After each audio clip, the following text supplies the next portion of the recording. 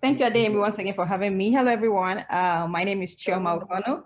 Like Ademi said, I'm the co-founder and the CEO of Recyclepoints.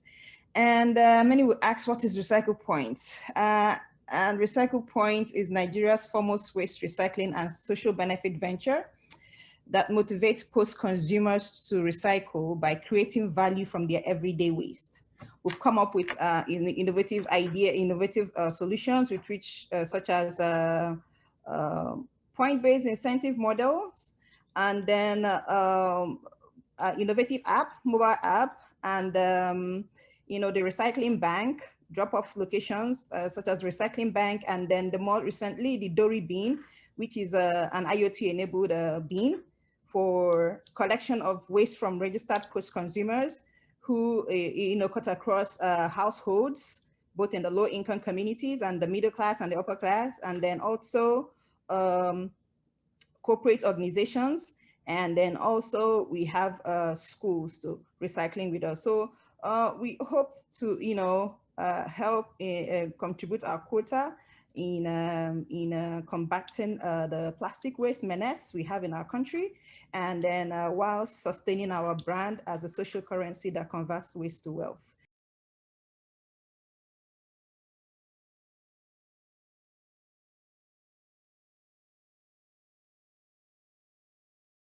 Recyclepoints, like I always tell everybody, Recyclepoints started in my kitchen, and we've grown it from an organization that started in my kitchen to a very strong stakeholder in the waste management sector in Africa, or in Nigeria and Africa at large, basically. So if I can do it, I always tell everybody, you can do it. You understand? So that is that about Recyclepoint. More of us can be found on social media. We are across social media platforms, LinkedIn, Instagram, Facebook. We also have our website is www.recyclepoint.com.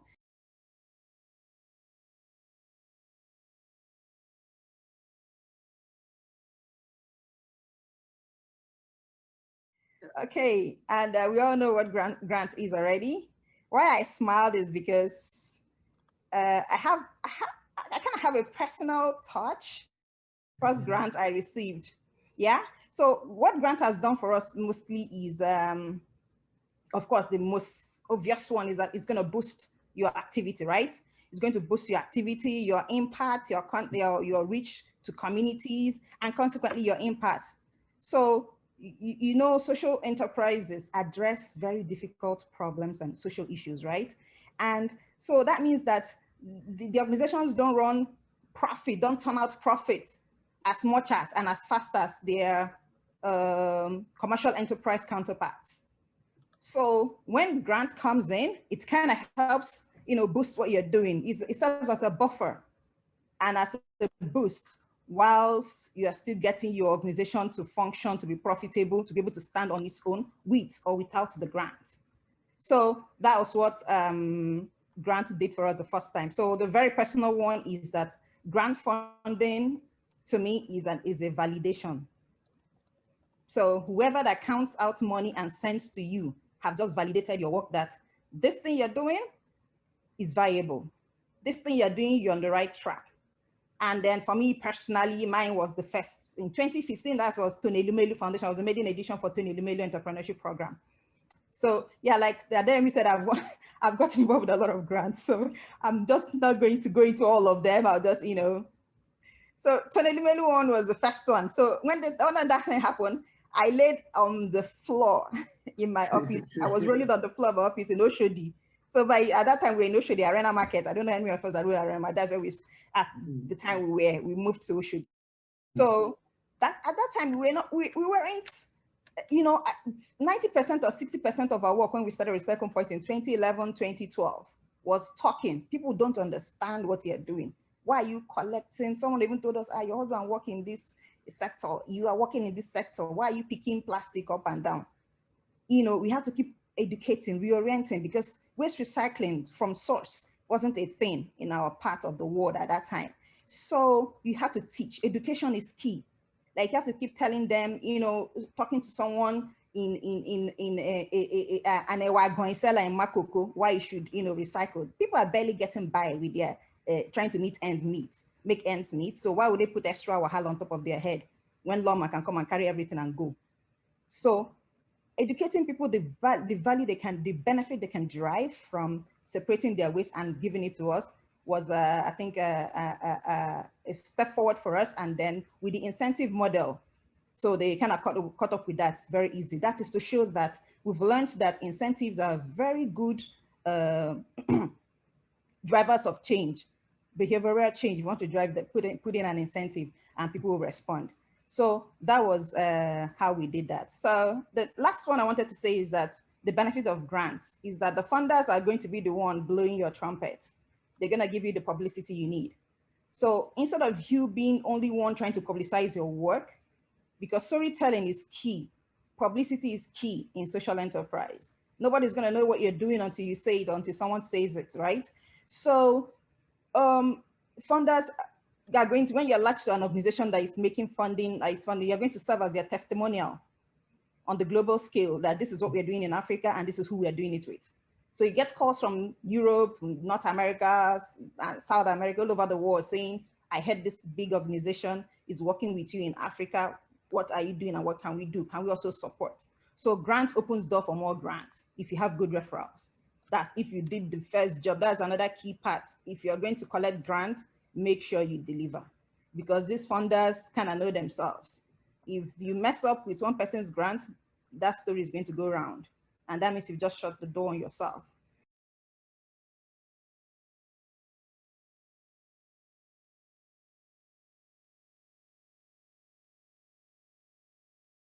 You must have an innovative solution to an existing problem within your community. So the best way I always put it is that answer these questions. What is the problem you are solving? What is your solution to the problem? And what is the difference between your solution and the any other already existing solution to this same problem? Because you can't say, oh, I'm the only one doing it, I'm the innovator, I'm the pioneer of this, because somehow some form of your solution is already existing somewhere, because that problem had been existing before you came on board, right? Hmm. So you should be able to say, and this part, you've been able to distinguish your solution is the innovation that is in it. And you should be able to communicate the same innovation to anyone that is going to give you money, to anyone that you want to support you. So you should be able to know what it is and be able to communicate it. Another one is that since you're a social enterprise, that social is big deal, is a big thing there. So that means what? You're addressing some social issues and you're making social impact. So you have to identify the social impact your solutions are making. And not just identifying it, also having a metrics to measure this impact. So I'm feeding 500, I'm providing vocational skill to women in my community. So what are the social impacts you are addressing that in that position? Well, I'm addressing, trying to make, address gender inequality. Empowering women means you're trying to bring them apart to their male counterparts so that they be in an equal ground to compete for economic opportunities or any kind of opportunity that comes out. So you're empowering that woman means that you're closing the gender parity in that aspect of work, right? So you should be able to tell someone that. And then also you should be able to have measurements, metrics to measure your impact. How do you know that you're successful? Oh, we have 50,000 females in this community and my success target is what? 20,000 when I'm able to address 20,000 or when I'm able to address 50,000 of those people. When I'm able to empower them with my program. So there should be metrics for measurements for your social impact. So, and then make sure that your grant area, the grant you're applying for is within, or your solution is within the thematic area of the funder. So you can't say, oh, because I have an NGO, if they say agricultural grants, you apply, you spend 2 hours or 3 hours writing an application. Tomorrow is boys and girls empowerment program you turn to. You have to make sure that if my program is based on girl empowerment or women empowerment, I'm only looking for opportunities that have the same alignment, that their thematic area cover what I'm doing. So you wouldn't be wasting your time. We all know how stressful to write grants is. You know those plenty questions they used to ask. You have to sit down and start filling all of this, and I start filling. maybe 2 weeks later, you get that very popular email on code. They say, "Dear Bridget," let me use Bridget for example. Your work is so impactful, and this will follow your this and but unfortunately, or they'll say, "Oh, however." Once you receive that however email thing, you just feel like a deflated balloon. Yeah? So you don't want to stress yourself running around in a cycle, filling every application.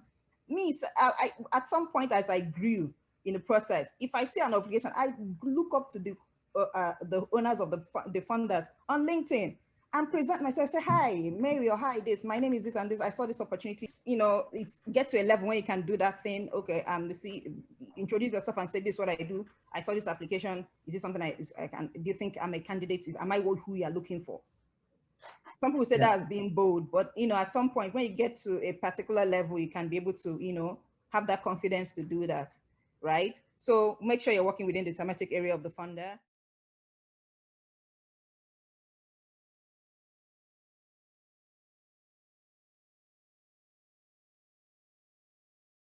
My word is always start, no matter how small it is, no matter how small your resource is, start. It can be out of your boots of your car that you're doing it, start. It can be you have your 9 to 5 job and you still have to start. Drive that solution to go to work and then have a time after work to do your own stuff. That's how we started. We started Recyclepoints when we were still in full employment, but we had to make it happen. So have the big vision, but start small, then have a target, because it keeps you focused. By this time next year I should have done this, by this time next year I should have done this. And also, if you're in paid employment and making the transition, have a very good transition plan.